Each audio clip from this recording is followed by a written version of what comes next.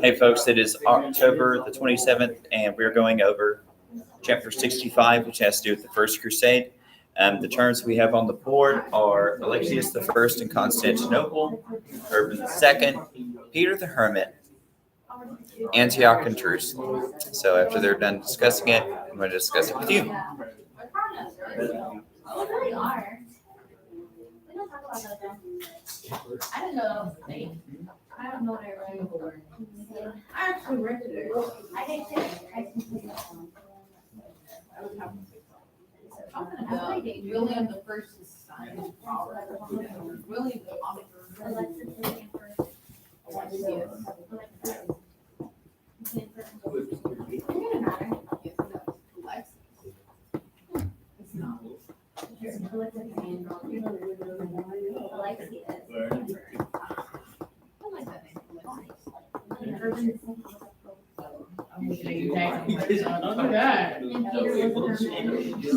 I think Kermit, I think like a man with a crap, a man with a soft back.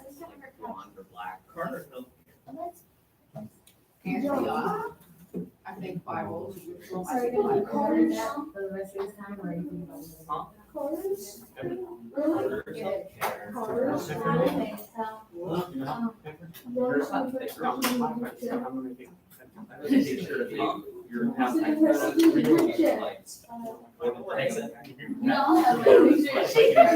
makes sense. Oh, no. She had the little brown circles like down her shoulder.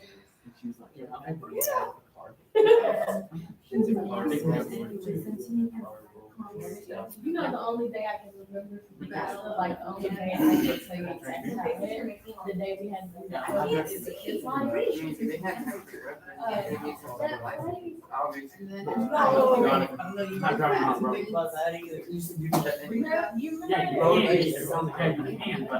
No, with the telltale heart thing on. I remember that day perfectly. I remember that.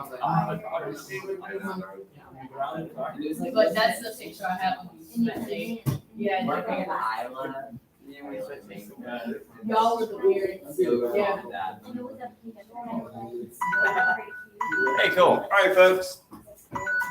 So that does it with time. So let's go ahead and begin.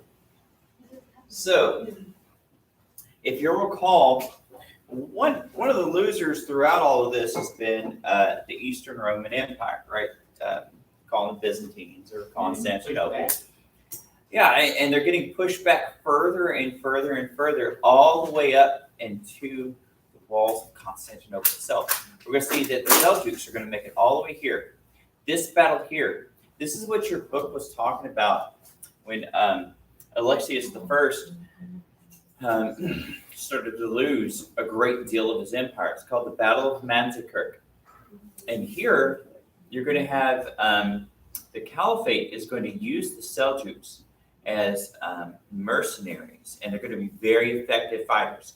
If there's one common theme throughout pre-gunpowder history, is that fast-moving cavalry that's able to use archery on horseback is very, very effective. They're able to move in, they're able to attack, they're able to even attack while they're retreating.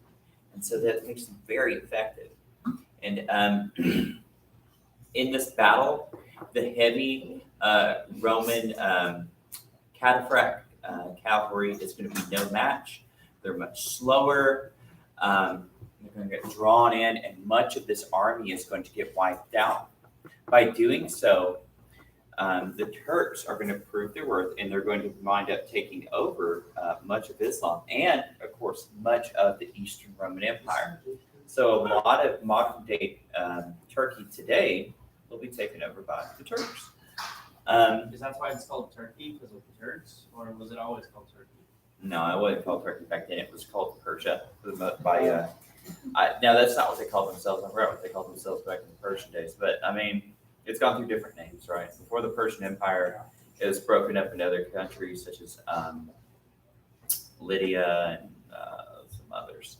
So, but yeah, we'll talk about the formation of modern Turkey later when we move on to more like world history.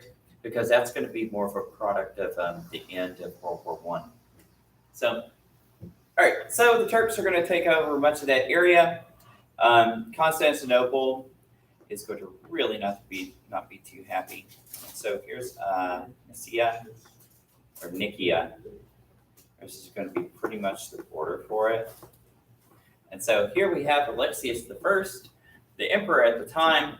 He sees that he's losing a lot of his land. He's losing a lot of his ability to draw, of course, revenue, but also his ability to field an army. And so he has a very powerful navy, and he has a very strong city that's easy to defend and still gets a lot of cash for trade. But he knows he needs help. So he's going to make an appeal to Pope Urban II. Because if you recall, prior to this time, it became very evident that there was no king that was as strong as the Pope. The Pope was the only person who really kind of unified all of these kingdoms. Europe didn't consider itself a country. It considered, and it still doesn't today, really. But it was just so disunified. He was the closest thing to a unifying factor they had. And so he's going to simply ask for troops to help out his army. However, he's going to get more than he bargained for. So Urban II is going to give a very famous speech after he calls forth a council, or he's going to invite royalty and nobility to come hear this great message. And the message is to go on a crusade, which we discussed last time has to do with like bearing your cross, right? And so this war is paved as a defensive war, because here he paints the picture that even though the church was split between Orthodox and the Catholics, he's going to paint them as their fellow Christians who have been invaded by people who are, like they considered heretics, and that he said that this was a defensive war. And remember, you won't find anything like in the New Testament about having wars. The theologian Augustine of Hippo, who's going to see him as the main Christian theologian at the fall of the Roman Empire, is going to come up with something called just war doctrine, to where it's okay for a nation to have war, provided it is to protect the weak and innocent, and also the weak and innocent of your friends. So they painted under this picture. Of course, remember we already talked about they had stories of pilgrims being mistreated. And your book's correct to say that he was talking about how many Christians were enslaved. And we're going to see that the Turks in particular, especially when it was the Ottoman Empire, Christian and Jewish people are going to have their children taken away quite regularly to be made into slaves. Boys were usually castrated when it happened. So it wasn't a very pretty picture. And of course, also he's painting this as a way to kind of like bring back these holy sites back to Christianity, something that hasn't really been that way since like the Eastern Roman Empire was much stronger, because the Arabs had taken over that area a long time ago. It's going to become very popular. The chant Deus Vult, God wills it, is going to be rung out throughout the cities. This itinerant preacher here, Peter the Hermit, there's not a lot known about his background. He doesn't really make a name for himself until the call for the Crusades. And he's going to travel from city to city throughout France, calling for people to rise up and go join the crusade. And people do that in droves. You have entire families of peasants who want to take up their cross and go on the crusade. They see this as something that's a higher calling beyond anything they've ever known. And you have to understand, people didn't have a lot of what you might call higher callings back then in this world. As we mentioned before, people lived for a better hope in the next life. The world you lived in was dreary, dark, and something you try to get through. And so the idea that they would be able to actually be part of something bigger than simply growing barley and sleeping next to a hog to stay warm in the winter sounded pretty good to them. So a lot of people, they abandoned what little possessions they had, and they went marching all the way off to Constantinople. Many of them were attacked by bandits on the way. Many of them starved or grew ill and died. Many of them, out of desperation and starvation, became bandits themselves. And when they made it to the Eastern Roman Empire, it's not going to be very pretty then. We'll talk about that in a minute. So, in any case, though, one of the main problems, however, is that they weren't really an army. The real army, led by the nobles, needed time to get together their supplies and get organized. The peasants, however, kind of just took off running. So, when they take Constantinople, as the real crusade, the actual army moves off into the Middle East, they're going to go into Syria. Syria was an ancient Roman province, and then eventually it's going to become a Muslim province. And it's still a country today, though it's much smaller than it used to be. Well, its lead city, Antioch, of course, was an ancient Christian city. In fact, the Syriac church is one of the most ancient churches. It's almost extinct now because ISIS have killed almost every single last one of them, which is very sad. But one of the artifacts the Crusaders found was they believe this is the tip of the spear of a Roman soldier called Longinus. Longinus was one of the soldiers that they said came up to the crucified Jesus and stabbed him in the side. And as the story goes, blood and water came out of him, and he was already dead by then. But supposedly, after that, Longinus had a conversion. He became a Christian, and the Holy Lance was seen as one of those relics we talked about. Well, the Crusaders saw this as a sign of God deigning that they should be victorious. They rallied, and they actually wound up fighting back a larger Muslim force. Your book's correct to say that one of the reasons why the First Crusade was so successful is because the Turks were fighting a little bit of a civil war at the time, so they were distracted in the east. And another, they didn't know the Crusaders were coming. They were totally surprised that all these people just showed up one day with a bunch of horses and weapons and stuff. So here's a painting depicting Longinus stabbing into Jesus after he already expired with the Holy Lance. So I'm not sure where this came from, but I did find it on the Google. All right, so after that, they're going to make it to Jerusalem. And so when they make it to Jerusalem, they make it into a rather a biblical endeavor. So does anybody know a story where they march around the city and trumpet horns? Yeah, Jericho. Yeah, so they're reliving the story of Jericho. So they held a religious service, a mass, and then they march around the city blasting horns, and then eventually they take the city. And as was custom at the time, if you remember, whenever soldiers take a city, they get a period of time to kind of ransack the place, and that's considered a form of payment. So unfortunately, a lot of people inside were massacred, some of whom were Christians and Jews as well, but the Crusaders kind of didn't know who was who. So that was an ugly period. Here we go with the siege. So you see there's some primitive siegecraft, like an early trebuchet. Here they're storming up the ladders. And of course you have the defenders doing the best they can, launching arrows and stuff like that. So here's victory. So he's pretty happy. He's pretty dead.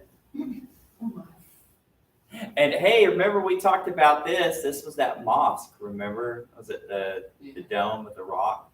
Was that what it was called? Something like that. Yeah. So that was there. Here they're wearing their red cross, the symbol of the Crusaders. And they're just all happy pants. So we'll talk about that in a bit. All right, so this is considered the first success or the successful crusade, not necessarily because it was like peaceful, but because it's the one where the Crusaders actually got the Holy Land and they took it. But we're going to see that they're going to lose this over time, and a lot of it's going to be because guess what? nobles were still feudal. And so what do? They make little fiefdoms that are disunified. They don't help each other. They still go back to their like normal manner of like not liking each other, fighting each other all the time. And of course, that will make them very weak. So, moving on. So Alexius the First in Constantinople. So, who was Alexius? Emperor. Yeah, so he was emperor of the Byzantine Empire.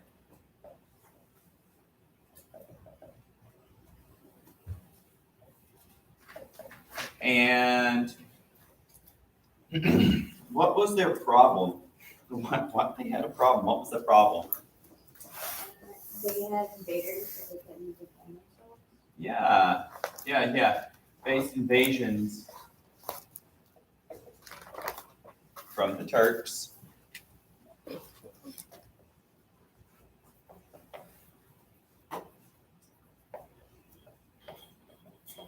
And lost much land.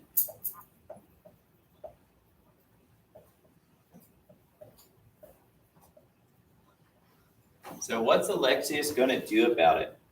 He's gonna be like, hey, Pope Urban II, you want to help us? Yes, he asked the Pope for troops. Not quite what he wanted, because he got more than he bargained for, because he was hoping to get his lands back, but it turns out it's not going to be that easy.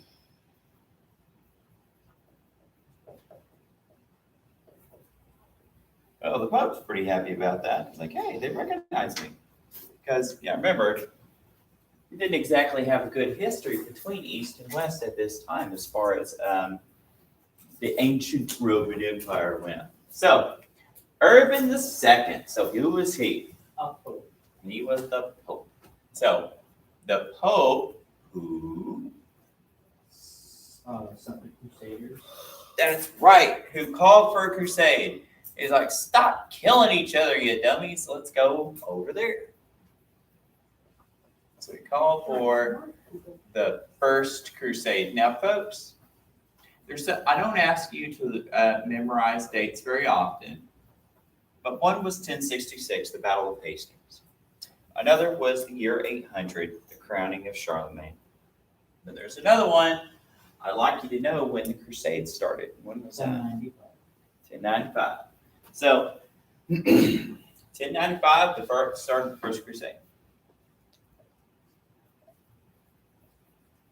Sorry, 1094, right? I think it's 95 because then it lasted all the way until 1099. Okay. Make sure I'm right. See, I'm at it too. It called for the First Crusade. So, it's pretty much his significance. So, yeah, but like, this is why I talked about how strong the popes were becoming. So, yes, they were the religious authority, but they're also the secular authority in Europe at this time. And it's one of the reasons why in the Protestant Reformation, you're going to have a lot of people who are going to be they're not going to like the popes, because they're going to say, hey, why does a religious leader have so much earthly power and wealth? And so that's going to lead to a lot of pushback against the Catholic Church later. So, but for now, nobody's really thinking about that. And so we go to Peter the Hermit. So who was Peter the Hermit? He's a monk. A monk, yeah. And he preaches the God wills it stuff. Yes, Deus Vult. Yes.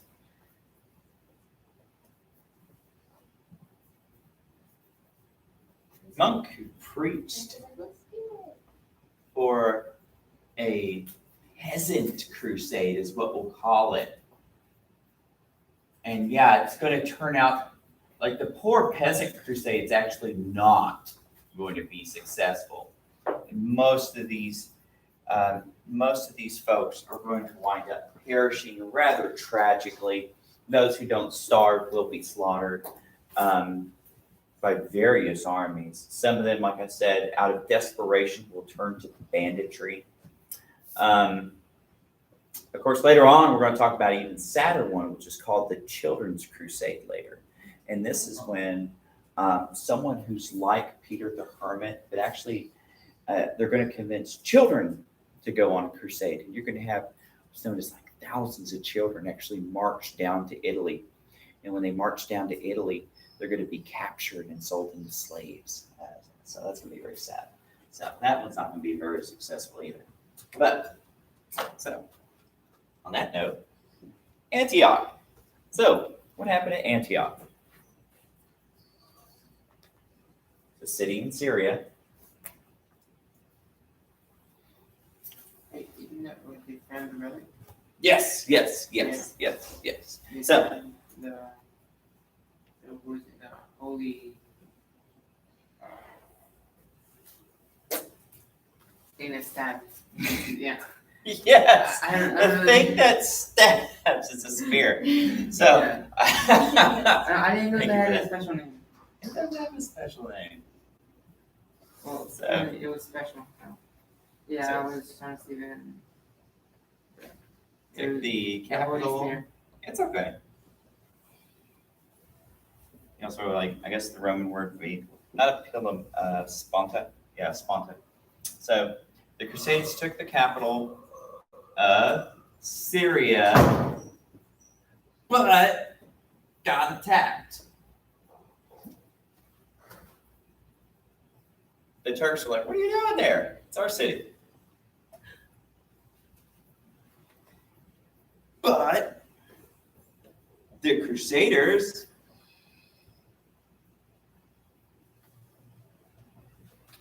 found the Holy Lance and rallied. What does rally mean? Join together. Yeah, that's right. They got together and they fought back. Won the day. That day, which was good for them. So, good stuff. Good stuff. Carrying on. So, slaying one another. Now, they then make it to their whole goal in all of this. It's like the one city is considered extremely special to all Abrahamic religions. And so we say Abrahamic because Judaism, Christianity, and Islam, all three consider one of their lead founders as Abraham. So came down from Mesopotamia to Israel, and then Egypt, back and all that stuff. So Jerusalem. What happened at Jerusalem? So they got there and they took them by surprise. Yes. And they started like, what is it? They like were circling around the city and like making noises. Uh-huh. And so yeah. They surprised the city. And like the Jews of old, And then they took it. yeah, they marched around the city. Just like the old story of Jericho. And the walls didn't fall, but they did manage to breach them.